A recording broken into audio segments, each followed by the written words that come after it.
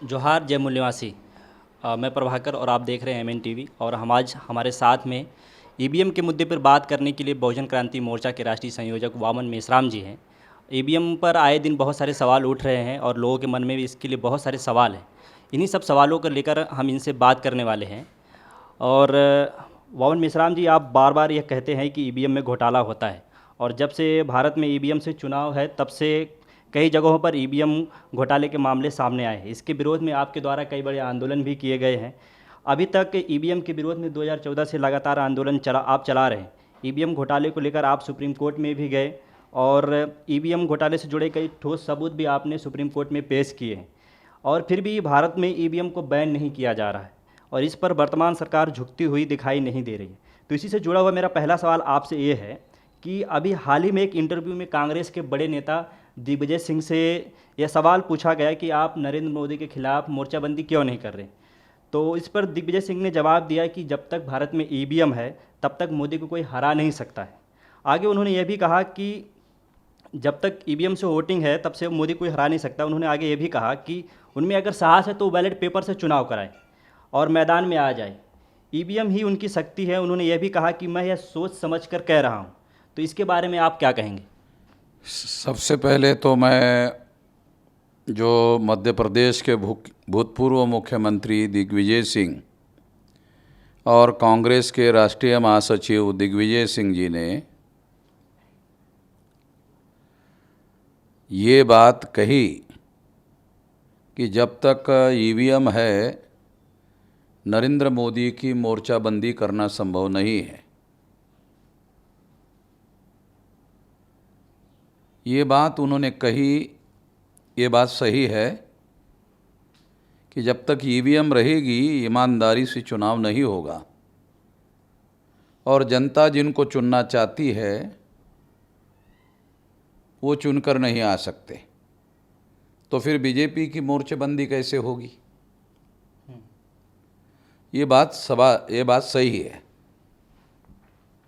उन्होंने ये भी कहा कि अगर उनमें हिम्मत है तो बैलेट पेपर पर चुनाव करके दिखाए। तो मैं ये कहना चाहता हूँ कि 2004 में ईवीएम मशीन से चुनाव हुआ और कांग्रेस को फ़ायदा हुआ। 2009 में ईवीएम मशीन के आधार पर चुनाव हुआ और कांग्रेस को फ़ायदा हुआ। दोनों बार कांग्रेस की सरकार बनी।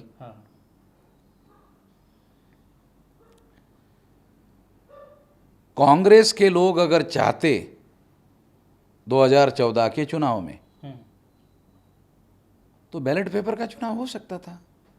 कांग्रेस के ही तो नियंत्रण में था बैलेट पेपर से चुनाव करवाने का, मगर कांग्रेस ने वो काम नहीं किया। और अभी दिग्विजय सिंह जी के माध्यम से ये कहा जा रहा है कि नरेंद्र मोदी जब तक ईवीएम मशीन है जब तक उसके खिलाफ मोर्चेबंदी करना संभव नहीं है। हमारी चुनौती है कि वो बैलेट पेपर से चुनाव करवाए। मगर आप लोगों को मौका मिला था 2014 में बैलेट पेपर से चुनाव करवाने का। इसके बजाय आप लोगों ने बीजेपी और आरएसएस के साथ समझौता किया, और बीजेपी के साथ 2014 और 2019 के चुनाव में समझौता था कांग्रेस का। इसी समझौते की वजह से लोगों का इतना ज़्यादा विरोध होने के बावजूद भी कांग्रेस ने बैलेट पेपर नहीं लाया।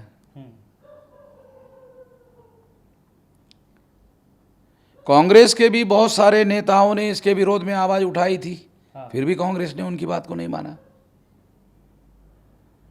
सुप्रीम कोर्ट ने 8 अक्टूबर 2013 को ये जजमेंट दिया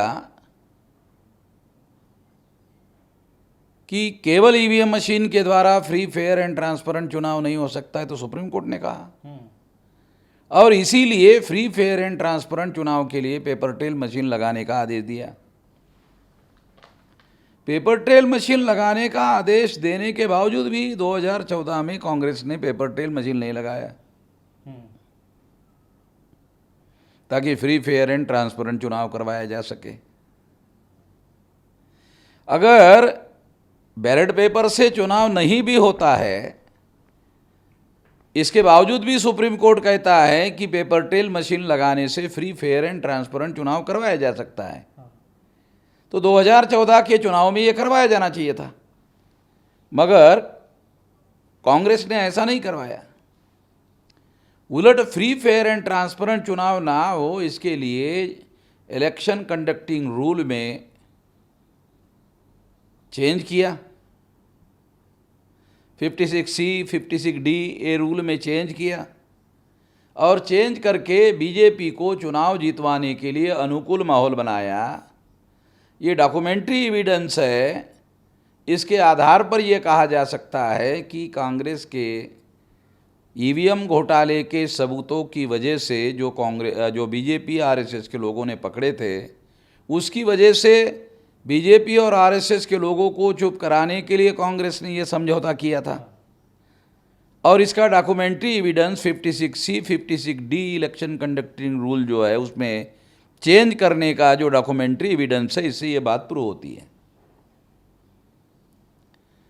अब ईवीएम मशीन की वजह से नरेंद्र मोदी नाम का प्रधानमंत्री वो ईवीएम की वजह से राक्षस बन गया, वो काबू में नहीं आ रहा है, और कांग्रेस के लोग बहुत परेशान हैं अब ईवीएम की वजह से। 2014 के चुनाव में 50 से नीचे ईवीएम की वजह से नरेंद्र मोदी ने लाया उनको, और 2019 के चुनाव में 50 के ऊपर लाया 52। उनका भी उसमें कोई मतलब एक बात ध्यान रखी कि 55 बनने से विरोधी पार्टी का अधिकृत नेता हो सकता है, मगर कांग्रेस का विरोधी पार्टी का अधिकृत नेता तक नहीं बनने दिया। ये सारे गंभीर परिणाम, नकारात्मक परिणाम, नेगेटिव परिणाम, बहुत भयंकर परिणाम लोकतंत्र के विरोध में, लोकतंत्र की हत्या करने वाला ये मामला है। इतना ही नहीं, 2019 के चुनाव में हमारी केस सुप्रीम कोर्ट में थी, और कांग्रेस ने सुप्रीम कोर्ट में फरवरी 2019 को, जब मार्च में चुनाव होने वाला है, तो फरवरी में केस डाला। और फरवरी में केस डालकर कांग्रेस ने बीजेपी की मदद करने की कोशिश की। उन्होंने सुप्रीम कोर्ट ने जो आदेश दिया था 8 अक्टूबर 2013 को, पेपर ट्रेल मशीन लगाकर चुनाव करवाने का सुप्रीम कोर्ट ने ऑर्डर दिया था, और उस ऑर्डर में सुप्रीम कोर्ट ने यह भी कहा था कि यदि कैंडिडेट को आशंका है कि ईवीएम मशीन में कोई गड़बड़ी है, तो कैंडिडेट को पेपर ट्रेल मशीन से निकलने वाले कागजी मतपत्रों की गिनती करने की मांग का अधिकार होगा। इसका मतलब है 100% रिकाउंटिंग होती। तो कांग्रेस ने सुप्रीम कोर्ट में फरवरी 2019 में केस डालकर 50%, जबकि 100% गिनती का ऑर्डर दिया जा चुका था 8 अक्टूबर 2013 को, तो कांग्रेस ने उसके विरोध में 50% की गिनती, 50% मैच करने की डिमांड की कि ईवीएम मशीन का डाटा और पेपर ट्रेल मशीन का डाटा जो है 50% मिलान किया जाए, मैच किया जाए। जबकि 100% की रिकाउंटिंग की बात 8 अक्टूबर 2013 में हो गई थी, तो कांग्रेस को ऐसी केस लेकर नहीं जाना चाहिए था। और 100% जगह पर 24 अप्रैल 2017 को मैंने पेपर ट्रेल मशीन 100% जगह पर लगाने का आदेश लाया था। तो 100% जगह पर फ्री फेयर एंड ट्रांसपेरेंट चुनाव होने वाला था। तो कांग्रेस ने फ्री फेयर एंड ट्रांसपेरेंट चुनाव ना हो और बीजेपी का नुकसान ना हो, इसके लिए कांग्रेस ने सुप्रीम कोर्ट के कांग्रेस के ही नेता लॉयर अभिषेक मनु सिंघवी के द्वारा केस दायर कर दिया और फ्री फेयर एंड ट्रांसपेरेंट चुनाव के लिए रोक लगा दी, और फिर बीजेपी को मदद किया। ये सारी बातें ये सिद्ध करती है, शायद दिग्विजय सिंह जी को ये पता है या नहीं पता है, और अगर नहीं पता है तो हम लोग ये सारी डिटेल जानकारी, सारे डॉक्यूमेंट्री एविडेंस हमारे पास है, अब उनको देने के लिए तैयार है। हाँ। और अगर दिग्विजय सिंह जी को डॉक्यूमेंट्री एविडेंस चाहिए जो मैं कह रहा हूँ, तो वो डॉक्यूमेंट्री एविडेंस भी मैं उनको देने के लिए तैयार हूँ। इतना ही नहीं, 2019 में लोकसभा का चुनाव होने वाला था, तो कांग्रेस के लोगों ने ईवीएम के बारे में हंगामा खड़ा करना शुरू कर दिया। 2018 दिसंबर में विधानसभा के चुनाव होने वाले थे, छत्तीसगढ़, मध्य प्रदेश, राजस्थान में। जब कांग्रेस ने हंगामा खड़ा कर दिया तो बीजेपी ने पहल करके कांग्रेस के साथ गुप्त समझौता किया कि ओके ठीक है, छत्तीसगढ़, मध्य प्रदेश और राजस्थान में कांग्रेस की सरकार लाई जाएगी विधानसभा में, राज्यों में। मैं एक शर्त होगी कि केंद्र में जिस राज्य में कांग्रेस को बहुमत मिलेगा, उसी राज्य में जब 6 महीने में चुनाव होगा तो 90% से ज़्यादा सीटें बीजेपी की चुनकर आएगी। इस मुद्दे पर कांग्रेस ने बीजेपी के साथ दोबारा समझौता किया, और दोबारा समझौता करने के बाद में इसकी वजह से जिन राज्यों में 2018 दिसंबर माह में विधानसभा में सरकारें बनी कांग्रेस की, उस राज्यों में 90% से ज़्यादा सीटें लोकसभा की कांग्रेस की चुनकर आने के बजाय बीजेपी की चुनकर आई। उस समय का हमारे पास एक डाटा भी अवेलेबल है। वो डाटा ये है कि 230 विधानसभा में, मध्य प्रदेश में 230 विधानसभा थी सीटें टोटल, उसमें 203 विधानसभा पर मतदाताओं ने जितने वोट डाले उससे ज़्यादा वोट मशीन से निकले। और ये इसलिए ज़्यादा निकाले गए ताकि कांग्रेस को जितवाया जा सके। ऐसा हुआ, और ये डॉक्यूमेंट्री एविडेंस हमारे पास है। तो इस तरह से बहुत सारी बातें हैं, और कांग्रेस, इंदिरा गांधी के समय में कांग्रेस ने ही पहल करके ईवीएम मशीन लाने का काम किया, लोकतंत्र की हत्या करने का काम किया। ये इतिहास है। इस इतिहास के बारे में शायद दिग्विजय सिंह जी जानकार है या नहीं है, पता नहीं है, मगर ये डाटा और सारे सबूत मेरे पास है। और यही सबूत लेकर मैं सुप्रीम कोर्ट गया था, तो 24 अप्रैल 2017 को सुप्रीम कोर्ट ने पेपर ट्रेल मशीन 100% लगाने का आदेश मेरे केस में दिया था। ये बात मैं दिग्विजय सिंह को बताना चाहता हूँ, देना चाहता हूँ।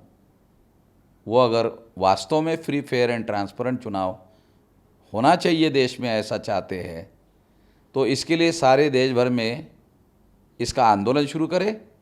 इसके लिए हम सारे देश भर में इस आंदोलन में पूरी संगठन शक्ति के साथ उनको साथ सहयोग देने के लिए तैयार है। मेरा अगला सवाल आपसे ये है कि ईवीएम तो कांग्रेस के कार्यकाल में ही प्रयोग में लाई गई, और 2004 और 2009 का चुनाव कांग्रेस ने ईवीएम से जीता, और तब कांग्रेस के नेताओं ने ईवीएम के विरोध में कोई आवाज़ नहीं उठाई, और अब अचानक से ईवीएम से चुनाव से निष्पक्ष और पारदर्शी नहीं होता है, और अचानक से कांग्रेस के नेता दिग्विजय सिंह आवाज़ उठा रहे हैं, तो इस पर आप क्या कहना चाहेंगे? अभी जो ज्योतिरादित्य सिंधिया ने जो 22 एमएलए तोड़कर बीजेपी में गए जी, और बनी बनाई कांग्रेस की सरकार गिर गई, तो उन 22 एमएलए ने इस्तीफा दे दिया। 2 एमएलए शायद पहले भी थे, तो 24 जगह पर बाई इलेक्शन होने वाला है। तो दिग्विजय सिंह को ऐसा लगता है कि ये 24 के बाई इलेक्शन में भी वही लोग चुनाव जीतेंगे, ईवीएम रहेगा। तो ये एक संदर्भ है, अन्यथा दिग्विजय सिंह को ऐसा कहने की कोई ज़रूरत नहीं थी। दिग्विजय सिंह के ये कहने का और एक मकसद हो सकता है ईवीएम का मुद्दा छेड़ने का कि 100% जीते बीजेपी ना जीते 50-50% हम लोग बांट ले। ऐसी सौदेबाजी के लिए शायद दिग्विजय सिंह ये बयानबाजी कर रहे हो। अब मैंने उनको सारे देश भर में इसके विरोध में आंदोलन करने के लिए कहा और मैं उनको साथ देने के लिए तैयार हूँ, तो मुझे नहीं लगता कि वो इस ऑफ़र को स्वीकार करेंगे, क्योंकि अगर उन्होंने ऐसा किया तो दिल्ली में कांग्रेस वाले उनको निकाल देंगे, रखेंगे नहीं। मेरा अगला सवाल आपसे ये है कि बिहार विधानसभा चुनाव ईवीएम के माध्यम से होने वाला है और कई सामाजिक संगठन और राजनीतिक पार्टियां ईवीएम के विरोध में आवाज़ उठा रही हैं कि ईवीएम से चुनाव नहीं होना चाहिए, और उसमें एक बहुजन मुक्ति पार्टी भी है जो लगातार ये कह रही है कि ईवीएम से चुनाव नहीं होना चाहिए, बैलेट पेपर से चुनाव होना चाहिए। तो इस पे आप क्या कहना चाहेंगे? नहीं, हम तो सुप्रीम कोर्ट में इस काम के लिए गए थे, इस मुद्दे के लिए गए थे कि 8 अक्टूबर 2013 को सुप्रीम कोर्ट ने 100% जगह पर पेपर ट्रेल मशीन लगाकर चुनाव करवाने का आदेश दिया जाए, और ऐसा आदेश सुप्रीम कोर्ट ने दिया था। उसके बाद में जो 2019 को चुनाव हुआ, वो चुनाव में एक कांग्रेस ने उनको मदद की, हमने पहले ये कहा।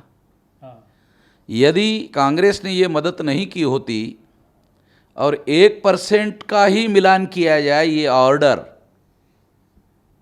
सुप्रीम कोर्ट के चीफ जस्टिस, उस समय के चीफ जस्टिस ने दिया, तो ये अगर 1% मिलान का ऑर्डर नहीं दिया होता तो 8 अक्टूबर 2013 का जजमेंट बरकरार रहता और 100% रिकाउंटिंग का जजमेंट बरकरार रहता। और अगर 100% का जजमेंट बरकरार रहता तो बीजेपी को चुनाव जीतना आसान नहीं था। तो हमारा ये कहना है कि 100% पेपर ट्रेल मशीन से 100% का जो ऑर्डर 8 अक्टूबर का सुप्रीम कोर्ट ने दिया है उस पर अमल किया जाए। हमारी सुप्रीम कोर्ट में रिवीजन पिटीशन अभी भी दाखिल है। हो सकता है कि अब तक उस पर फैसला आ गया होता, लॉकडाउन होने की वजह से रेगुलर हियरिंग नहीं हो रही है, इस वजह से वो रुका हुआ है। तो हमारा तो ये कहना है कि जो 8 अक्टूबर 2013 का सुप्रीम कोर्ट का जजमेंट है उसे 100% रिकाउंटिंग वाला जो जजमेंट है उस पर अमल किया जाए। यदि कैंडिडेट का यकीन नहीं है कि ये जो ईवीएम मशीन है उसकी काउंटिंग सही नहीं है, मैं पेपर ट्रेल मशीन से गिनती हो तो मैं जीत सकता हूँ, यदि कैंडिडेट को ऐसा लगता है तो उसके एप्लीकेशन के आधार पर ये रिकाउंटिंग होनी चाहिए 8 अक्टूबर 2013 की। मेरा ये कहना है, हमारी इसके बारे में केस भी है। हम लोग ये कह रहे हैं इस दिशा में काम होना चाहिए, और इसी संदर्भ में हमारी सुप्रीम कोर्ट में भी लड़ाई है। अगर कोरोना वायरस नहीं आता तो केरला और तमिलनाडु में और कन्याकुमारी तक, हमारा कश्मीर से कन्याकुमारी तक का जो ईवीएम हटाओ वाला जो ईवीएम भंडाफोड़ जो परिवर्तन यात्रा है, वो परिवर्तन यात्रा पूरी हो गई होती 6 मई को। मगर कोरोना वायरस की वजह से वो कश्मीर से कन्याकुमारी तक का जो हमारा आंदोलन है अभी 2 स्टेट में बचा हुआ है। जैसे कोरोना वायरस का मामला ख़त्म हो जाता है, हम लोग केरला में और तमिलनाडु में कन्याकुमारी तक का हमारा अधूरा रहा हुआ आंदोलन फिर दोबारा छेड़ेंगे जी। और फिर उसके बाद एक और बड़ा आंदोलन हम लोग शुरू करने के बारे में प्लान बना रहे हैं। तो लोकतंत्र को बचाए बगैर समस्याओं का समाधान नहीं हो सकता। शुक्रिया हमसे बात करने के लिए। तो ईवीएम से जुड़े बहुत सारे जो आप लोगों के सवाल थे उस पे मेश्राम जी ने बहुत सही तरीके से जानकारी दी है। ऐसे ही और भी बहुत सारी जानकारी के लिए आप एमएन टीवी से जुड़े रहिए, और फिर अगर ईवीएम के बारे में कोई अपडेट होगी तो हम आपको उसके बारे में जानकारी देंगे। तब तक के लिए धन्यवाद।